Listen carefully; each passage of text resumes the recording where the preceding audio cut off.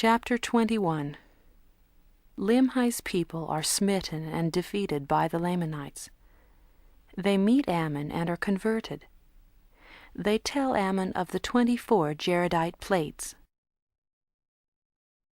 And it came to pass that Limhi and his people returned to the city of Nephi, and began to dwell in the land again in peace.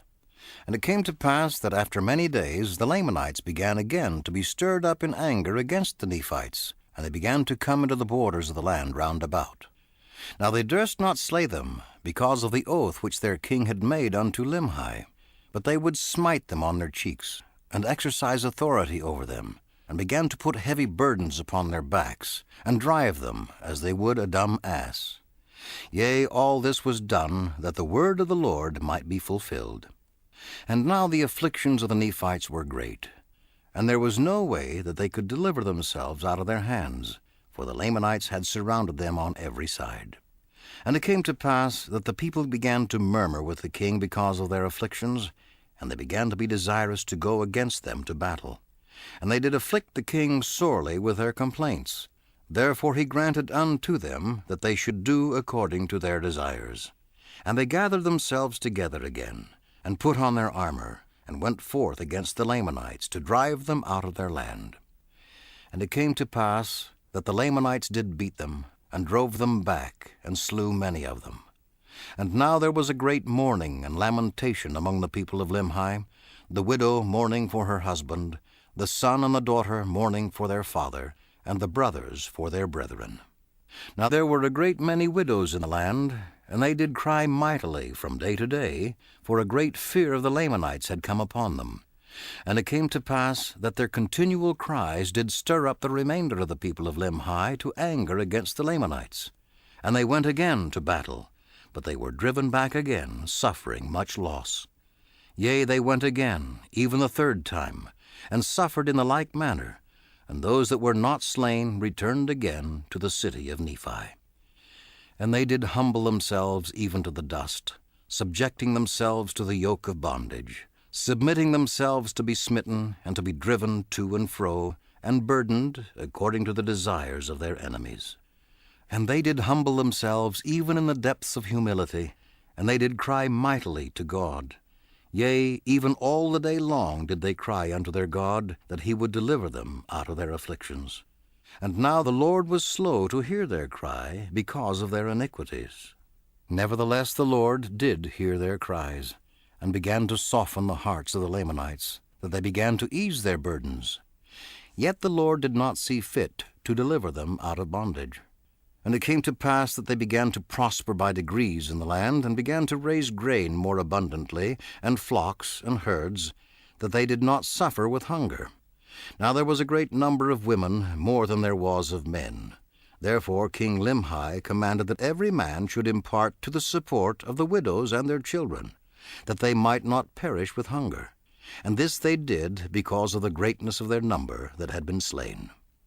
Now the people of Limhi kept together in a body as much as it was possible, and secured their grain and their flocks. And the king himself did not trust his person without the walls of the city, unless he took his guards with him, fearing that he might by some means fall into the hands of the Lamanites. And he caused that his people should watch the land round about, that by some means they might take those priests that fled into the wilderness, who had stolen the daughters of the Lamanites, and that had caused such a great destruction to come upon them. For they were desirous to take them, that they might punish them, for they had come into the land of Nephi by night, and carried off their grain, and many of their precious things. Therefore they laid wait for them. And it came to pass that there was no more disturbance between the Lamanites and the people of Limhi, even until the time that Ammon and his brethren came into the land. And the king, having been without the gates of the city with his guard, discovered Ammon and his brethren, and supposing them to be priests of Noah, therefore he caused that they should be taken, and bound, and cast into prison. And had they been the priests of Noah, he would have caused that they should be put to death. But when he found that they were not, but that they were his brethren, and had come from the land of Zarahemla, he was filled with exceedingly great joy. Now King Limhi had sent, previous to the coming of Ammon, a small number of men to search for the land of Zarahemla. but they could not find it, and they were lost in the wilderness. Nevertheless, they did find a land which had been peopled, yea, a land which was covered with dry bones, yea, a land which had been peopled, and which had been destroyed. And they, having supposed it to be the land of Zarahemla, returned to the land of Nephi, having arrived in the borders of the land not many days before the coming of Ammon. And they brought a record with them, even a record of the people whose bones they had found, and it was engraven on plates of ore. And now Limhi was again filled with joy on learning from the mouth of Ammon that King Mosiah had a gift from God whereby he could interpret such engravings. Yea, and Ammon also did rejoice. Yet Ammon and his brethren were filled with sorrow because so many of their brethren had been slain, and also that King Noah and his priests had caused the people to commit so many sins and iniquities against God. And they also did mourn for the death of Abinadi, and also for the departure of Alma and the people that went with him, who had formed a church of God through the strength and power of God, and faith on the words which had been spoken by Abinadi. Yea, they did mourn for their departure, for they knew not whither they had fled. Now they would have gladly joined with them, for they themselves had entered into a covenant with God to serve him and keep his commandments. And now since the coming of Ammon, King Limhi had also entered into a covenant with God, and also many of his people, to serve him and keep his commandments. And it came to pass that King Limhi and many of his people were desirous to be baptized, but there was none in the land that had authority from God. And Ammon declined doing this thing, considering himself an unworthy servant.